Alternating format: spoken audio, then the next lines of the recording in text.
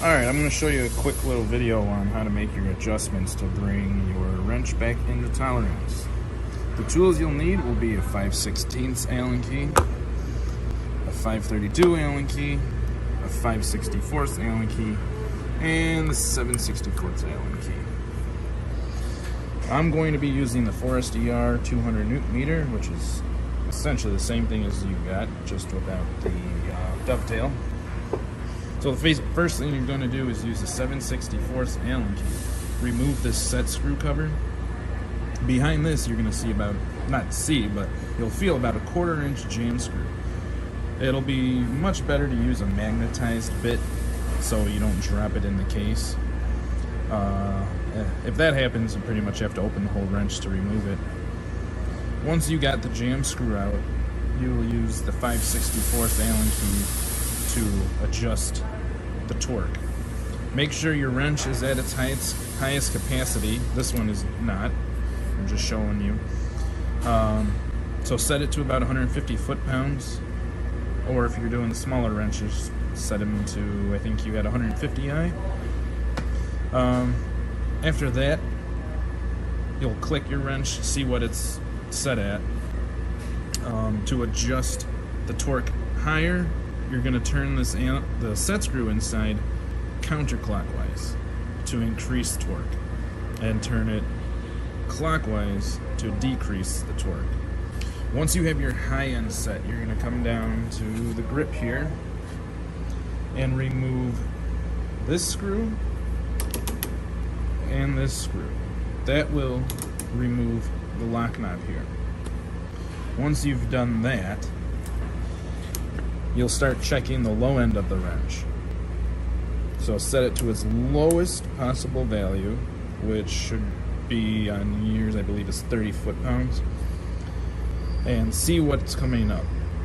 So if you're getting around 28 foot-pounds, you're going to turn your grip clockwise, 2 clicks. Test it again, see if you're at about 30.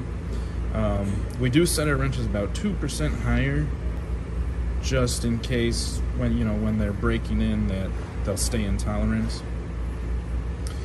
So once you got this set and you have the lock knob removed, there's going to be a 5/16. I'm sorry, I'm getting ahead of myself. You're going to lock the wrench with your 5/32 Allen key. You'll be going right through the bottom of this. Pretend like this lock knob isn't here, and there's going to be a screw, our load screw, which is about probably right here in the grip. You're going to turn that counterclockwise, and you'll make sure that the grip is not going to move.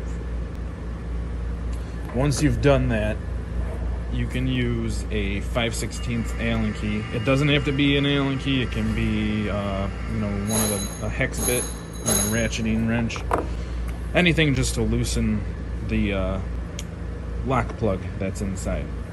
Once you have that loose, you should be able to move the grip without making any adjustments. It should just slide on the case. If it's still clicking, make sure that the wrench is locked. And what you're going to be doing is, so if you pretend that the pretend that the grip is loose, all you're doing is re-zeroing the grip. Once you've done that, tighten up that lock plug again. We torque them down to about 15 foot-pounds. Once you've done that, then you can unlock the wrench and test at your 3 points. We usually do 20%, 60%, and 100%. If everything's in tolerance, you're good to go. You can put the lock knob back on and then put your screws back in. And don't forget to put your jam screw back in along with the set screw cover.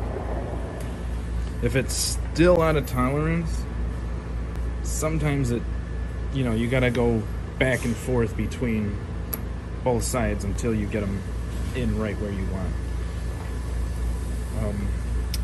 Well, I hope this video helps. If you have any more questions, just let me know. I'll try my best to help you. Thanks.